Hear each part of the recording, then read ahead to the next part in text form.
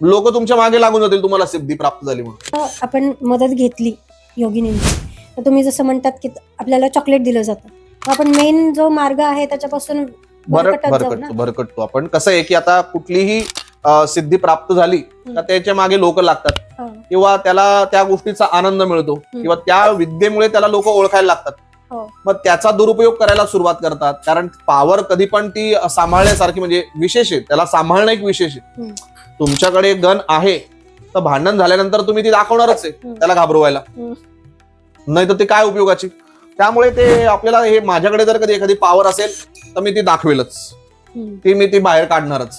मग त्याच्यामुळे माझा अहंकार वाढणार आणि मी माझ्या मेन गोल पासून डिस्ट्रॅक्ट होणार. मला जो मेन हे अहंकारी माणूस ज्ञानी नसतो. ज्ञान घ्यायला तुम्हाला असंच करावं लागेल. तुम्ही म्हणाल नाही नाही मला शिकवा, तर मग तो माणूस तसं शिकणार नाही.